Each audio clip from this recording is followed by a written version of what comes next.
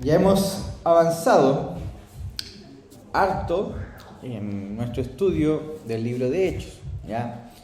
En las últimas dos clases, o en los últimos dos estudios, estuvimos analizando cómo Lucas, en el libro de Hechos, redacta, inspirado por el Espíritu Santo, que los acontecimientos ocurridos en Hechos son parte, ¿no es cierto?, de la esperanza profética que había en el Antiguo Testamento.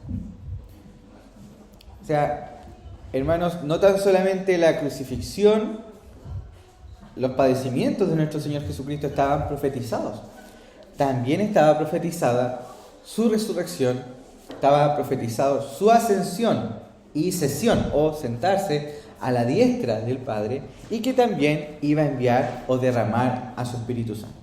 Entonces, todo eso estaba prometido, esas profecías existían, pero en la época de Jesús la mayoría de la gente no lo interpretaba de esta manera, ¿ya? A menos, ¿no es cierto?, que el Señor ilumine sus entendimientos. Los apóstoles estaban perdidos en este caso. Antes de la muerte de nuestro Señor Jesucristo, ellos esperaban un reino físico, un reino que subyugue a las otras naciones, ¿ya? Y es por eso que se decía quién se iba a sentar a su diestra, ¿no es cierto? Estaban todas esas discusiones. Pero una vez que Jesús muere y resucita, Él le sopla su Espíritu Santo, abre su entendimiento, y ahora ellos esperan la promesa del Espíritu Santo. Entonces eso es lo que narra Lucas cuando ellos esperan el derramamiento del Espíritu Santo. Y analizamos, hermanos, que el Pentecostés o derramamiento del Espíritu Santo está estrechamente relacionado con la restauración de Israel. Todos hemos escuchado profecías, ¿no es cierto?, o en estudios escatológicos acerca de la restauración de Israel. ¿Cuándo se va a restaurar Israel? Y se ve como algo futuro. Y la verdad es que de acuerdo a los estudios que estuvimos viendo y al mismo testimonio de Lucas, Israel ya fue restaurado y está siendo restaurado, ¿ya?, hasta la consumación. Y Israel es el pueblo de Dios. Antes era un pueblo étnico solamente. Hoy día el Israel de Dios es tanto judíos como gentiles. Nosotros, hermanos, somos el Israel de Dios, ¿ya? Para entenderlo de esa manera, ¿ya? El Señor restaura Israel. Las profecías del Antiguo Testamento, por ejemplo, que hablan de la restauración de Israel, relacionan este evento con el derramamiento del Espíritu Santo. Y ocurrió este derramamiento del Espíritu Santo, tanto en Jerusalén, que es el reino del sur, como en Samaria, que es el reino del norte. Después, el derramamiento del Espíritu Santo alcanzó a los gentiles de la misma manera que los israelitas. Y estas eran profecías que anunciaban que la restauración de Israel iba a romper los límites que hasta en ese entonces existían, o las barreras. Existía una barrera judío-samaritana, ellos no se podían ni ver. Existía una barrera israelita-gentil también. Y existía una barrera entre los que estaban aptos para la adoración y los marginados, como los eunucos. Sin embargo, luego del derramamiento del Espíritu Santo, ya no existen esas barreras. Como dice Efesios, Él rompió esa barrera, o destruyó esa barrera de separación. Y de los dos pueblos hizo uno. O sea, tanto del pueblo de Israel como del pueblo gentil hizo un solo pueblo, ¿ya? Entonces vimos eso, hermano, como esto es parte de la escatología inaugurada. Este término es muy importante, escatología inaugurada, porque cuando pensamos en escatología pensamos siempre en el futuro, pero hay cosas escatológicas que ya se cumplieron. Por eso Pedro, cuando desciende el Espíritu Santo, dice: y sucederá que en los postreros días derramaré mi espíritu sobre toda carne. Entonces él piensa, ¿no es cierto?, inspirado por el Espíritu Santo, que está viviendo los últimos días. Entonces, y es verdad, Pedro está en los últimos días, y eso fue hace 2000 años atrás, nosotros también estamos en los últimos días. Entonces, hermanos, esta escatología inaugurada en el Pentecostés se está consumando y nosotros somos parte de eso. Nosotros somos parte de ese reino. El Señor está llevando a cabo su obra en el marco de su reino. ¿Y cómo sabemos eso? Porque Jesús está reinando, porque Jesús derramó su Espíritu Santo y porque Él ha sido fiel a sus promesas y la iglesia estos 2000 años ha permanecido. Como bien dijo nuestro Señor Jesucristo, las puertas del Hades no prevalecerán, ¿cierto? Entonces, dicho eso, hermanos, hoy día vamos a analizar con mayor detalle el don del Espíritu Santo, la promesa del Padre, ¿ya? Porque analizamos anteriormente, nos enfocamos más en la restauración del pueblo de Dios, ¿ya? Que ya se cumplió y se está llevando a cabo, ¿no es cierto? Y ahora nos vamos a centrar en la promesa del Padre y del Espíritu Santo. Entonces, vamos a analizar en primer lugar cómo se entendía esto en el Antiguo Testamento. Vamos a hablar nuevamente de la relación entre el reino de Dios y el don escatológico prometido del Espíritu. Don, regalo, ¿no es cierto? El regalo del Espíritu Santo. Vamos a ver también el Espíritu Santo es otorgado por el Señor Jesús resucitado y exaltado. ¿Ya? Aquí no hay una desconexión.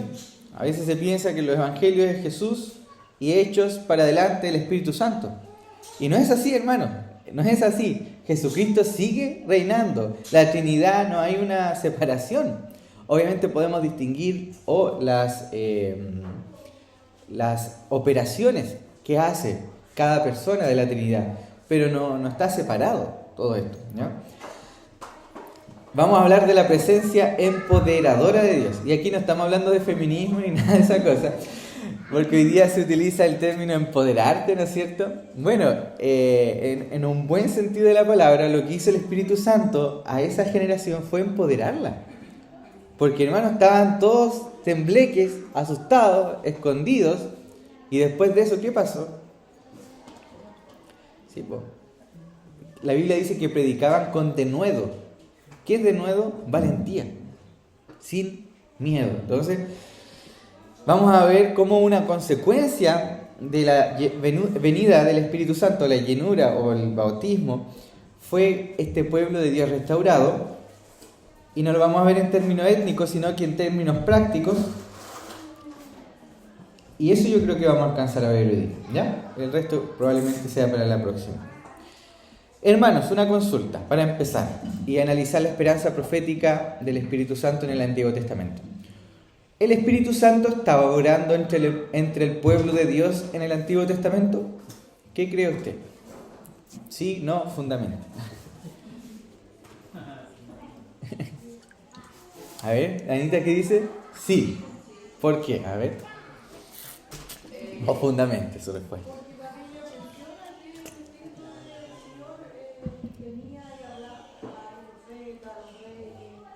Claro. Bien, ya. Entonces, ¿eso quiere decir que no hay ninguna diferencia entre el Antiguo y el Nuevo Testamento? ¿O igual hay una diferencia? Sí hay una diferencia. ¿Por qué? Porque por lo que uno puede como observar en el Antiguo Testamento, como el Espíritu Santo estaba con los profetas en un momento particular, que nosotros está dentro nuestro en todo momento. Era como puntual. Claro. La vida de las personas, sí. La creación también fue circunstancias particulares. Ya, muy bien, muy bien. ¿Terminamos, Alex? No. No. Pablito. Bien, hermanos, bien.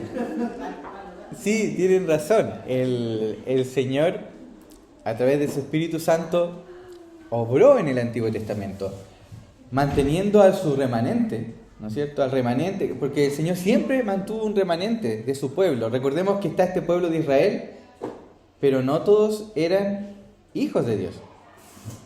Este pueblo de Israel no, había muchos rebeldes. Todos estaban circuncidados, pero su corazón, eso solo lo sabía el Señor, ¿no es cierto? Entonces, el Espíritu Santo mantuvo ese remanente, pero también y este remanente pequeño, siempre era pequeño en comparación a todo el pueblo. Y por otro lado tenemos estas operaciones que hizo de manera particular en reyes, en profetas y hasta en incrédulos. Tenemos ocasiones en que el Espíritu Santo usa a Balaam, por ejemplo. A Balaam, ¿no es cierto? A Ciro también, a paganos para hacer su voluntad. Sin embargo, hermanos, aunque en el Antiguo Testamento el Espíritu Santo opera, siempre los profetas esperaban más. ¿Se acuerdan de Moisés cuando él decía, ojalá todo el pueblo profetice? Y después los profetas también anunciaban este derramamiento. Hermano, no es lo mismo unas gotas del Espíritu, por decirlo, que el derramamiento. Porque las profecías hacen alusión a que derramaré corrientes, ríos en el desierto. Entonces, la esperanza profética era que el Espíritu Santo no iba a obrar en un par de personas. Nota al margen, hay iglesias que siguen con este paradigma. Hay iglesias en la actualidad que siguen no de la misma manera, pero siguen con este paradigma que el Espíritu Santo obra en ciertas personas de la iglesia.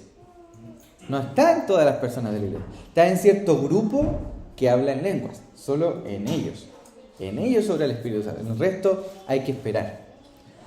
Eso no es así, ¿ya? En el Nuevo Testamento, todos los que conocemos al Señor hemos confesado la fe en el Señor Jesucristo, tenemos el don del Espíritu Santo. Otra cosa, obviamente, es ser lleno del Espíritu Santo, y eso tenemos que estar pidiéndole al Señor cada día que Él llene nuestra copa. Eso es así, pero no significa que el Espíritu Santo no está obrando en nuestro ser, ¿ya? Entonces sí, pero los profetas anunciaron que vendría un momento en que Dios derramaría su Espíritu en plenitud sobre todo su pueblo. Gerson, por favor, Isaías 32:15, hermano Pablo 44:3, Isaías 44:3, hermano Juan, Ezequiel 36:27, Marce, Ezequiel 37:14, Anto, Ezequiel 39:29 y Julieta, ¿sí? ¿La Julia? Joel 2 del 28 a 29. Hermanos, esta triada, hay una triada que utiliza el evangelista Lucas, el hermano Lucas, para hablar de esta esperanza profética.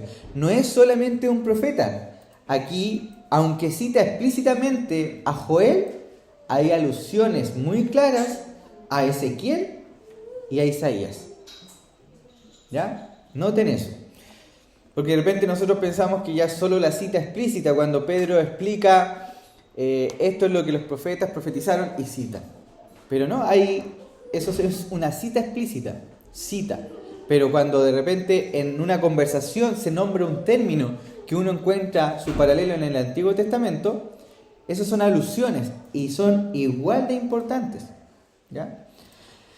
Entonces, Isaías 32:15 dice: pero el poder creador del Señor vendrá de nuevo sobre nosotros, y el desierto se convertirá en tierra de cultivo, y la tierra de cultivo será mucho más fértil. Ya. ¿Esa qué versión era? La Dios habla hoy.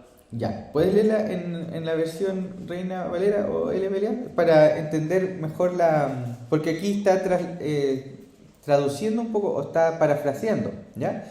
Y no es que esté mal, pero para que no se pierda el sentido, vamos a ver Aquí ya.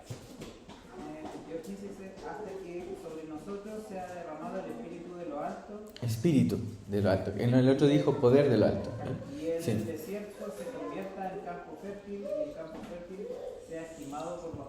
Gracias. Entonces, sí, en el Antiguo Testamento se relacionaba mucho el Espíritu de Dios con poder. Es por eso que se puede traducir de esa manera, pero en específico es mejor la traducción Espíritu, ¿ya? El Espíritu del Señor. 44:3, por favor. Porque derramaré agua sobre la tierra sedienta y torrentes sobre la tierra seca. Derramaré mi espíritu sobre tu posteridad y mi bendición sobre tus descendientes. Lo notan, ¿no es cierto? Derramaré, dice corrientes, torrentes, eso es harto, hermanos. Y es lo que pasó en Pentecostés. Después viene Ezequiel, ¿sí? Pondré dentro de vosotros mi espíritu, y haré que andéis en mis estatutos, y que cumpláis cuidadosamente mis ordenanzas. Bien. 37:14, por favor. Y pondré mi espíritu en vosotros y viviréis, y os haré reposar sobre vuestra tierra. Y sabréis que yo Jehová hablé y lo hice, dice Jehová. Bien. Y 39:29. Ni esconderé más de ellos mi rostro, porque habré derramado de mi espíritu sobre la casa de Israel, dice Jehová el Señor. Y Joel.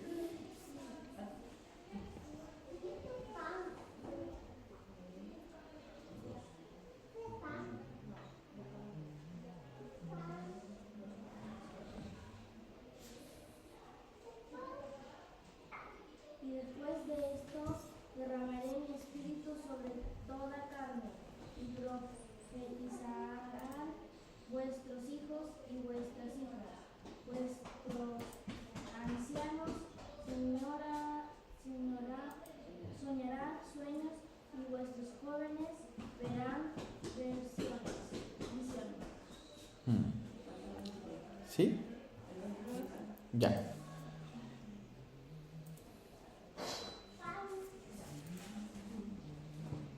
Y también sobre los siervos y sobre las siervas derramaré mi espíritu en aquellos días. Ya. Hermanos, ¿qué hizo nuestro Dios cuando tenía a Adán ahí su cuerpo formado? Inspiró su aliento en él y fue un ser viviente. Esa es la antigua creación.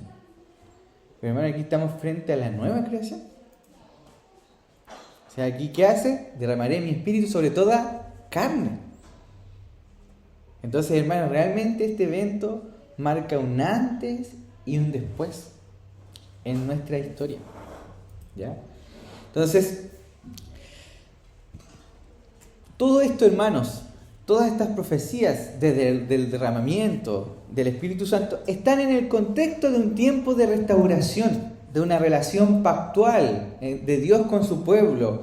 Hay alusiones a la limpieza del corazón, perdón de pecados, que Dios iba a morar con su pueblo y eso iba a producir en su pueblo obediencia, y esto iba a ser hasta los confines de la tierra. Hermanos, esas profecías están ahí en el Antiguo Testamento y Lucas nos está diciendo que se cumplieron y están en vía. Recordemos esto, el ya y el todavía no. El reino de Dios ya fue inaugurado, pero todavía no ha sido consumado, ¿ya? Entonces, en estos últimos días iba a existir un pueblo de Dios restaurado por el derramamiento del Espíritu Santo. Ahora, hermanos, hay que analizar también la importancia escatológica del Pentecostés, ¿ya? Yo pensaba que nosotros como cristianos celebramos la Navidad, el nacimiento, celebramos la muerte de nuestro Señor Jesucristo, celebramos su resurrección, pero nunca celebramos el Pentecostés. Tampoco estoy diciendo que de aquí en adelante lo vamos a hacer, pero hermano, el Pentecostés tiene una importancia tremenda, ¿ya? ¿Sí? ¿Dónde? En Francia, ¿sí? Bien.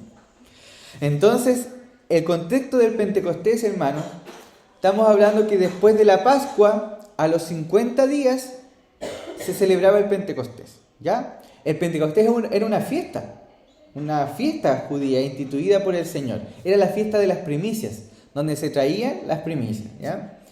Entonces, antes del Pentecostés, el Señor estuvo con sus apóstoles durante 40 días enseñándoles acerca del reino y les dijo que esperen el derramamiento del Espíritu Santo. Eso ya lo vimos.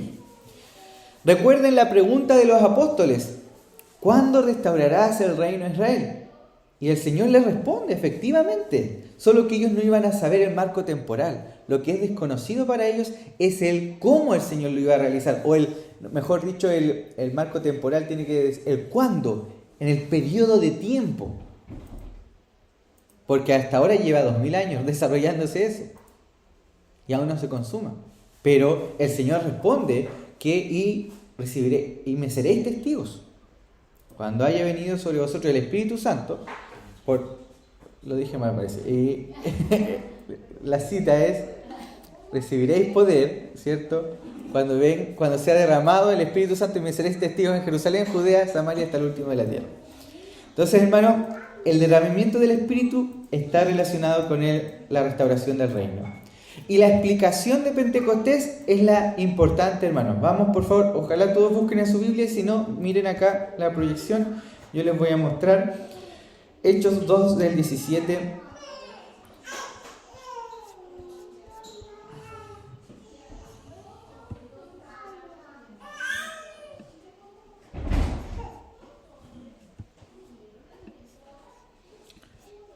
Hechos 2 del 12 dice: después del Pentecostés, todos estaban asombrados y perplejos. ¿Alcanzan a ver? Un poco más.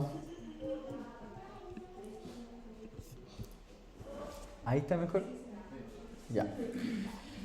Todos estaban asombrados y perplejos, diciéndose unos a otros: ¿qué quiere decir esto? Pero otros se burlaban y decían: están borrachos. Entonces Pedro, poniéndose en pie con los 11, alzó la voz y les declaró: varones judíos y todos los que vivís en Jerusalén, sea esto de vuestro conocimiento y prestad atención a mis palabras, porque estos no están borrachos como vosotros suponéis, pues apenas es la hora tercera del día, sino que esto es lo que fue dicho por medio del profeta Joel, y sucederá en los últimos días. Les recuerdo que la profecía de Joel no dice esta parte, y sucederá en los últimos días. Eso es una parte de la profecía de Isaías. Entonces lo que está haciendo Pedro es como haciendo un collage de profecías, inspirado por el Espíritu Santo. Nosotros ahí no tenemos nada que decir. El Señor lo está usando así. Entonces, y sucederá en los últimos días, dice Dios, que derramaré de mi espíritu sobre toda carne, y vuestros hijos y vuestras hijas profetizarán. Vuestros jóvenes verán visiones, y vuestros ancianos soñarán sueños. Y aún sobre mis siervos y sobre mis siervas derramaré de mi espíritu en esos días, y profetizarán. Hace poco leímos los pasajes de Ezequiel, los pasajes de Joel y de Isaías. ¿Ven cómo todo esto confluye en esto? Y recordemos también que momentos antes de esta explicación, Lucas detalla todo el colorido cultural que estaba en ese lugar, en Pentecostés. Estaban gente de toda lengua y nación existente en ese momento o relacionados con Israel. Entonces hay reunión de los exiliados, hay reunificación de los reinos, está la resurrección de Israel y la entrega del Espíritu de Dios, está el rey davídico y la morada de Dios con su pueblo. Todos estos versículos que están aquí son de Ezequiel 37. Si usted compara, hermanos, no los vamos a leer. Ezequiel 37 con todo lo que está pasando en los primeros 3 capítulos de Hechos es el cumplimiento. Están todos los elementos. El Pentecostés traía la reunión de los que estaban exiliados. Estaban ahí.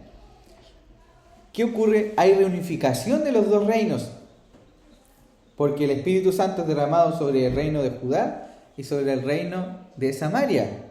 Ya no hay separación. Obviamente uno podría decir, pero claro, políticamente siguieron separados, pero eso en ese momento ya pasó a segundo plano. Eso tenía ya fecha de caducidad, que llegó en el año 70. ¿Ya? Entonces, la resurrección de Israel, claro, la resurrección de Israel, la salvación, la entrega del Espíritu de Dios, el Rey davídico, nuestro Señor Jesucristo, el Hijo de David, la morada de Dios con su pueblo a través del Espíritu Santo. Todos estos elementos, entonces, hermanos, están presentes. Por otra parte, el Espíritu Santo, ¿quién lo envía? Pregunta, ¿quién envía el Espíritu Santo? El Padre y el Hijo. Sí, el Padre y el Hijo. O sea, porque es la promesa del Padre y el Padre lo iba a enviar, pero también la Biblia dice que el Hijo también lo envía. ¿Ya? Entonces, tenemos la promesa del Padre mediante la obra del Señor Jesucristo. insisto, el Señor reinante derrama su espíritu para llevar a cabo la restauración de su pueblo. Esto se anunció en Lucas. No es antojadizo, hermanos, que Lucas narre al final del capítulo 1 que el Señor ascendió a los cielos. Eso puede pasar muy desapercibido, pero tiene un simbolismo. ¿Qué significa ascender a los cielos? En la dinámica, ¿no es cierto?, del Mesías, que iba a sentarse, iba a ascender al trono de Dios y sentarse a la diestra, ¿ya? ¿Y de dónde viene el Espíritu Santo? ¿Viene de abajo el Espíritu Santo? ¿Viene de al lado o viene de arriba? Viene de arriba, ¿ya? Entonces hay una relación explícita. Miren el 2.2. 2.2 dice: de repente vino del cielo, de donde estaba Jesús, un ruido como el de una ráfaga de viento impetuoso que llenó toda la casa donde estaban sentados. Por otra parte, el versículo 33 dice: así que, dice el apóstol Pedro, exaltado a la diestra de Dios, hablando de Jesucristo, y habiendo recibido del Padre la promesa del Espíritu Santo, ha derramado esto que vosotros veis y oís. ¿Ya? Entonces, Jesús no está inactivo. El Señor está reinando y era necesario que Él esté reinando para derramar su Espíritu Santo. Vayamos por favor, Esteban, Salmo 16 del 8 al 11 y Kenita, Salmo 132, 11.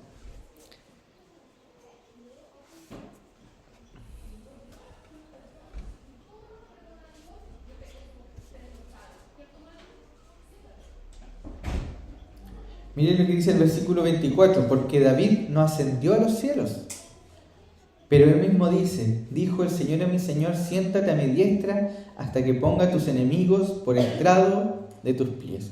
Esto tiene que ver con la entronización de nuestro Señor Jesucristo. ¿Qué dice Salmo 16 del 8 al 11? Al Señor he puesto continuamente delante de mí, porque está a mi diestra, permaneceré firme. Por tanto mi corazón se alegra y mi alma se regocija.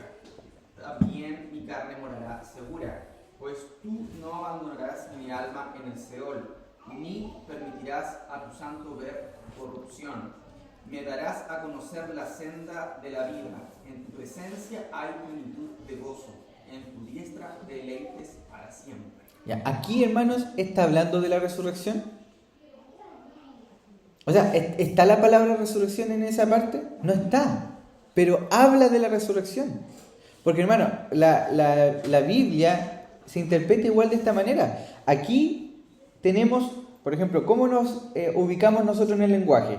Tenemos la palabra y la definición, pero eso no está separado. En una parte tú puedes encontrar la palabra y en otra parte puedes encontrar la definición. Pero si tienes lo uno, tienes lo otro, lógicamente. Claro, entonces aquí está hablando de lo que está hablando, y ahí hasta ese momento era algo que estaba oculto. Nadie entendía a qué se refería. Pero miren lo que dice el apóstol Pedro en el 24. A quien Dios resucitó poniendo fin a la agonía de la muerte, puesto que no era posible que él quedara bajo el dominio de ella, porque David dice de él, de Jesucristo, y ahí está el texto que leyó Esteban: veía siempre el Señor en mi presencia, pues está a mi diestra para que yo no sea conmovido. Por lo cual mi corazón se alegró y mi lengua se regocijó, y aún hasta mi carne descansará en esperanza. Pues tú no abandonarás mi alma en el Hades, ni permitirás que tu santo vea corrupción.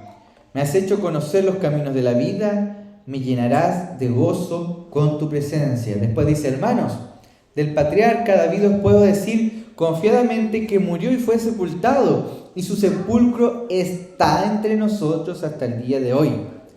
Pero siendo profeta y sabiendo que Dios le había jurado sentar a uno de sus descendientes en su trono, miró hacia el futuro y habló de la resurrección de Cristo, que ni fue abandonado en el Hades, ni su carne sufrió corrupción. ¿Ya? Entonces, hermanos, noten la relación que está entre el derramamiento del Espíritu Santo. No podía venir sin antes existir la resurrección. O sea, el rey se iba a entronar, pero después de ser resucitado. O sea, Jesús no podía haber tomado un atajo, venir, ¿no es cierto?, descender y sentarse, ¿no? Para resucitar, ¿qué hay que hacer? Morir antes, ¿no es cierto?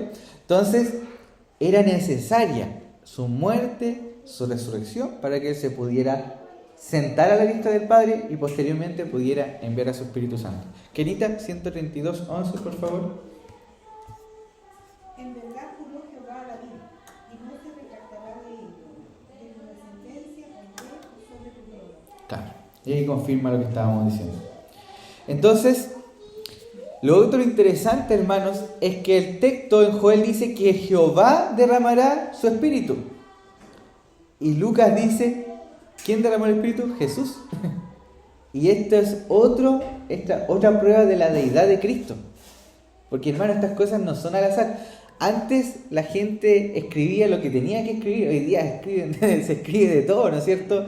Y de lo que no hay que escribir. Pero antes la gente, cada palabra valía, hermanos. Si no habían lápices, hojas para desperdiciarle. Entonces cada cosa, hermanos, valía.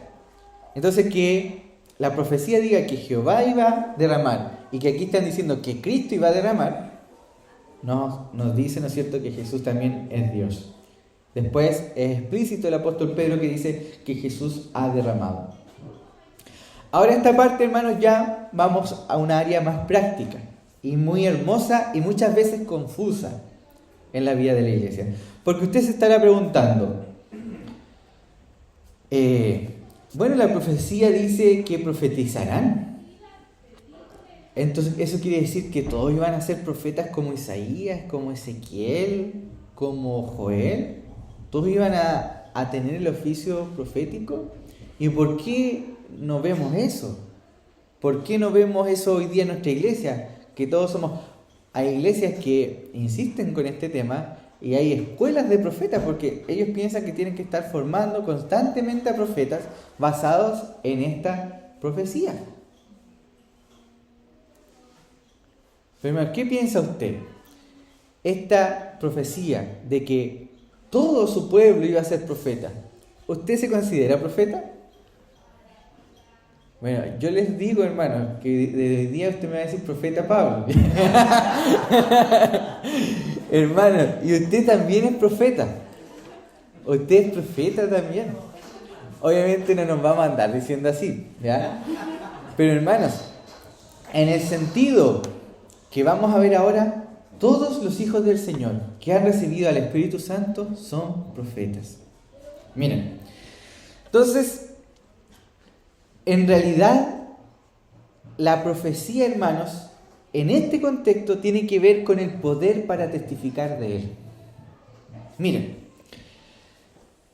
la consecuencia del derramamiento del Espíritu Santo era que vuestros hijos y vuestras hijas profetizarán, ¿cierto? Eso ya lo leímos, no lo vamos a volver a leer. Pero hay una dificultad en pensar que esto se está refiriendo al oficio profético. ¿Saben por qué? Porque en el mismo Hechos se distinguen a profetas. O sea, no que todos eran profetas. Se dice, porque si todos hubiesen sido profetas, no se hubiese presentado a un profeta. Si todos, desde ese momento, todos tienen el título de profeta, no hubiese sido necesario, por ejemplo, que en el 11:27 se haga la aclaración de un oficio en particular. Hechos 11:27 dice: por aquellos días unos profetas descendieron de Jerusalén a Antioquía. ¿Se dan cuenta que hay una distinción? Entonces, hermano, esta palabra profeta, en un sentido de la palabra, significa un oficio particular. ¿Ya? Y eso estuvo presente en la iglesia primitiva. Profetas, así como en el Antiguo Testamento. Pero la palabra profeta también tiene otros sentidos. Y el otro sentido es la que abarca todo el pueblo de Dios. ¿Ya? Entonces, era un oficio particular y no era muy común el oficio en particular. Pero la vocación profética o o el servicio profético del pueblo, eso no era algo particular, sino que en el derramamiento del Espíritu Santo iba a ser transversal para todos. Hermanos,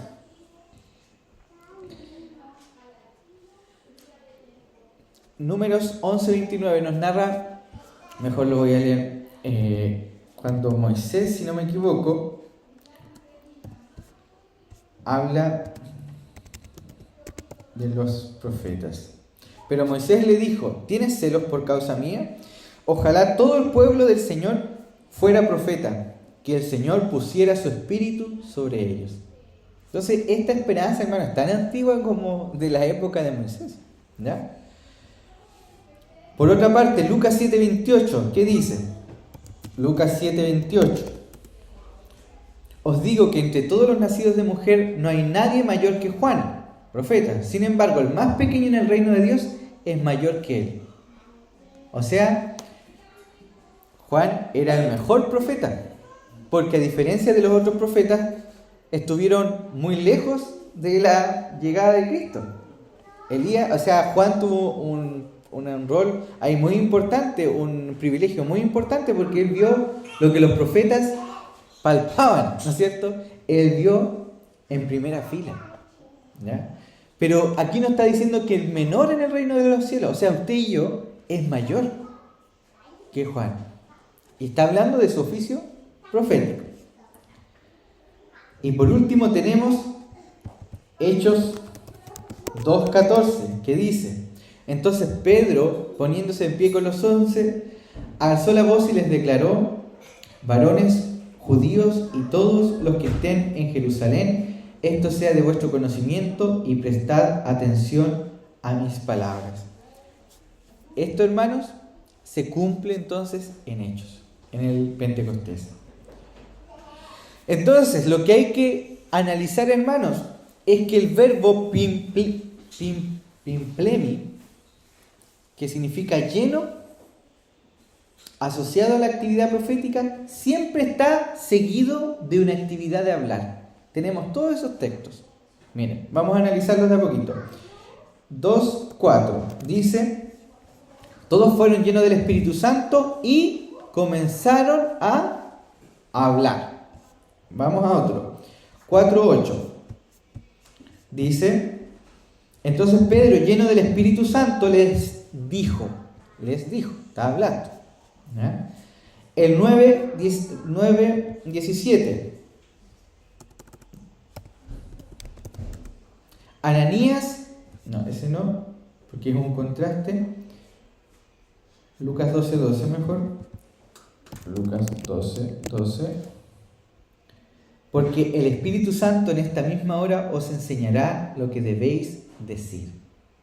Entonces, hermanos, el derramamiento del Espíritu Santo y el significado de que vuestros hijos y vuestras hijas profetizarán no es otra cosa que anunciar el Evangelio. Eso es, hermano.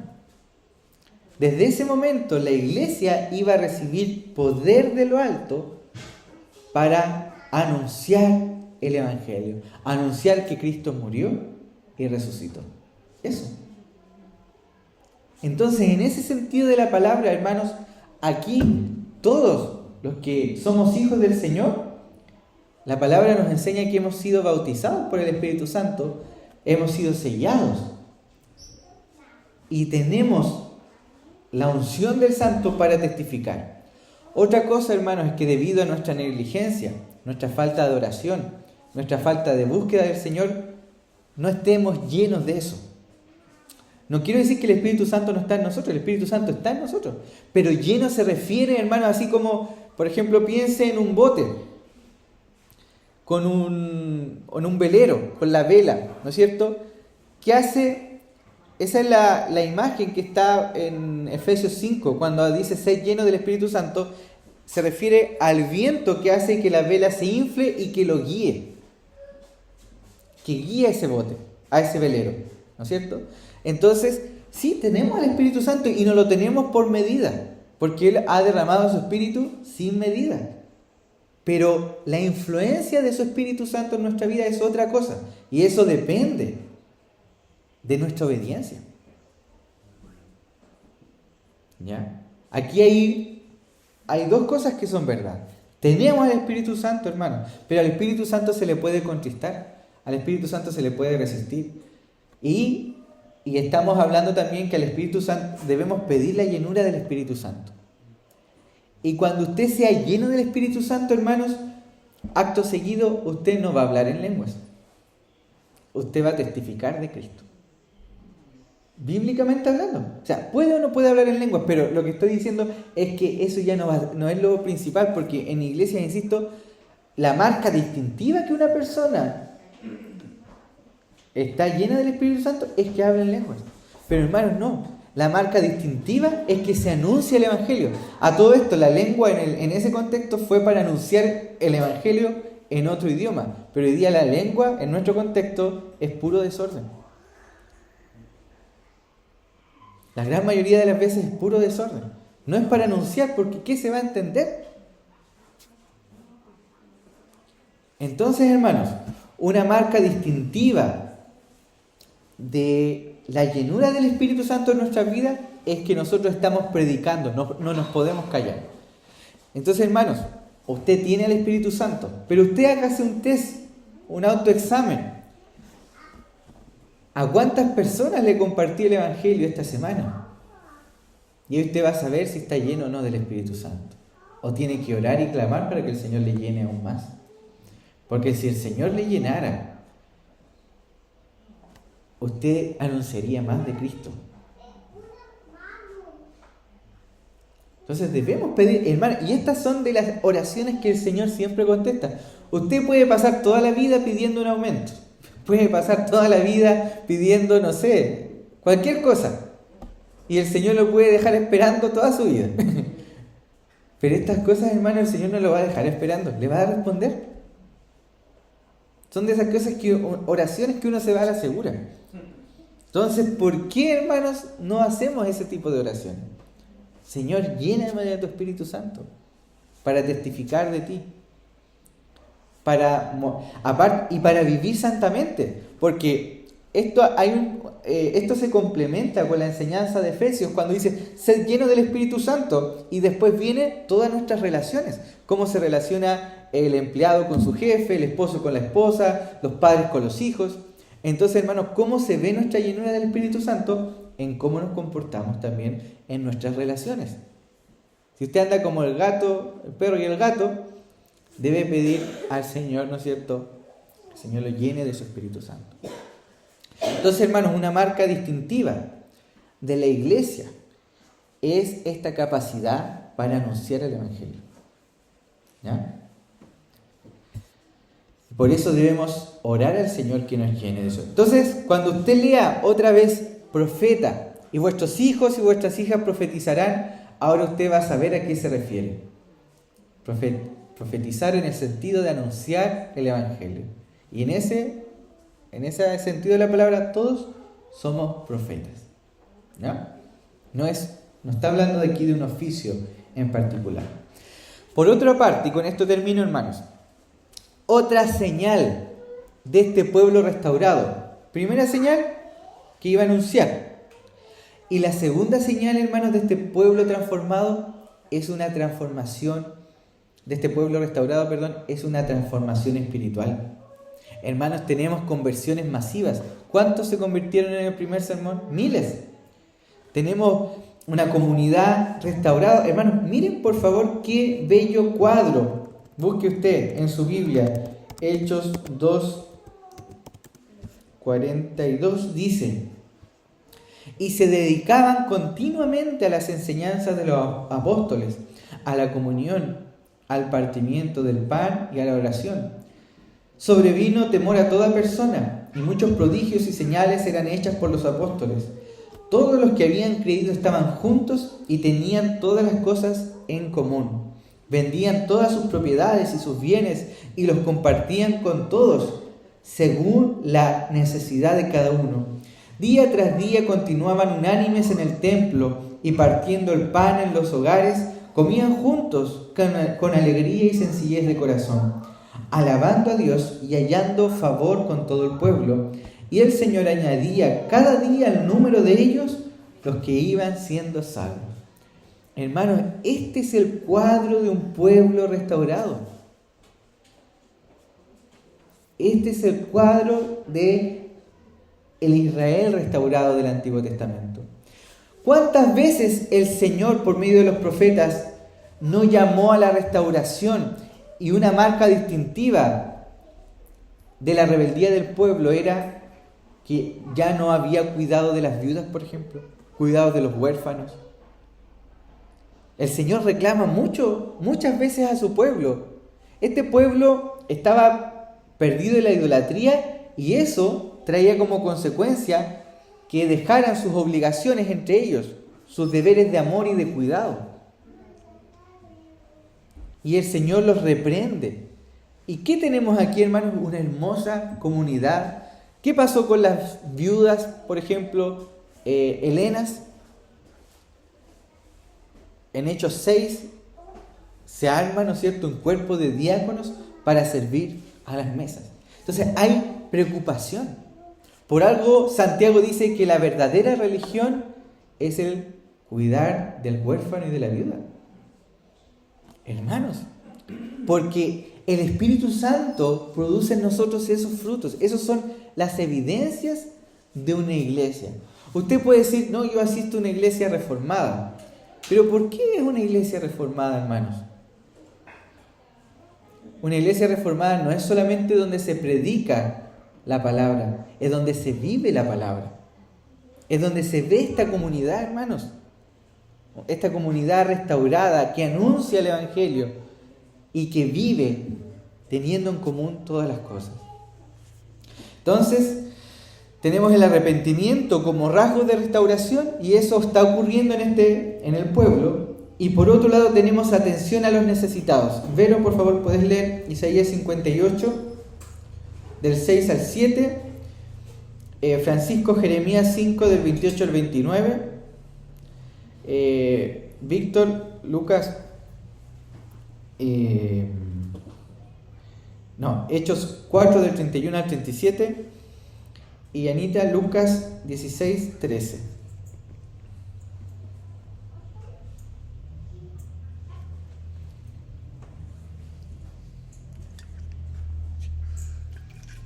Isaías 58, 6, 7 dice: ¿No es más bien el ayuno que yo escogí, desatar las ligaduras de impiedad, soltar las cadenas de opresión y dejar ir libre a los quebrantados y que rompáis todo yugo? ¿No es que partas tu pan con el hambriento y a los pobres errantes albergues en casa? Que cuando veas al desnudo lo cubras y no te escondas de tu hermano. Eso es lo que está reclamando el Señor a este pueblo, ¿ya? Jeremías 5, 28, 29. Se engordaron y se pusieron los troces y sobrepasaron los hechos del mal. No buscaron la causa del huérfano. Por todo se hicieron prósperos y la causa de los pobres no buscaron. No castigaré esto, dice Jehová, y de tal gente no se dejará ver. Miren, hermanos, el Señor estaba indignado porque este pueblo prosperó ellos, pero dejaron a sus hermanos necesitados. Y comparemos con Hechos 4, 31 al 37, Víctor. Cuando hubieron orado, el lugar en que estaban congregados tembló. Todos fueron llenos del Espíritu Santo y hablaban con denuedo la palabra de Dios. Y la multitud de los que habían creído era de un corazón y un alma, y ninguno decía ser suyo propio nada de lo que poseía, sino que tenían todas las cosas en común.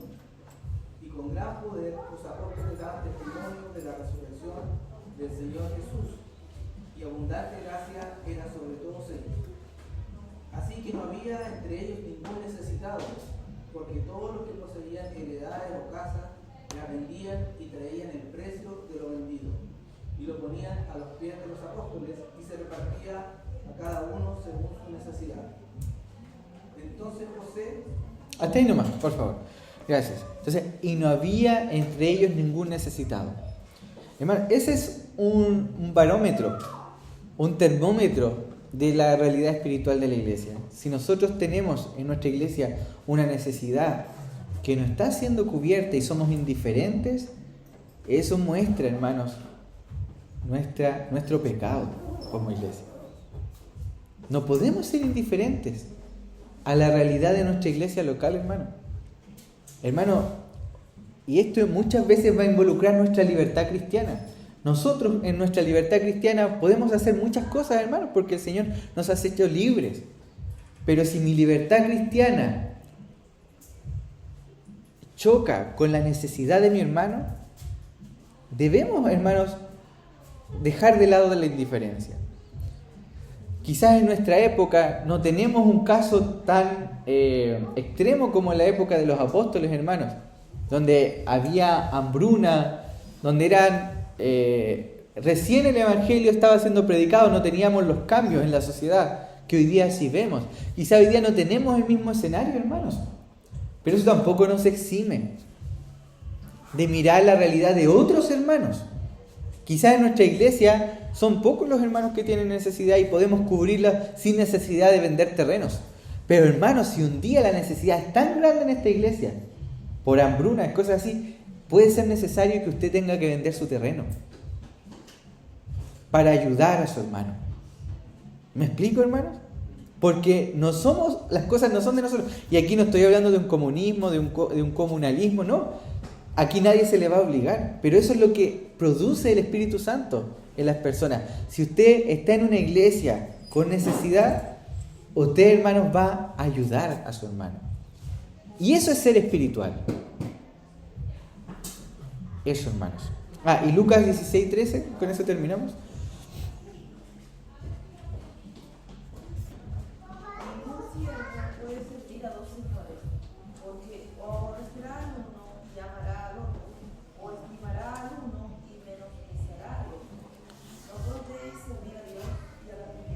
No podéis servir a Dios y a las riquezas.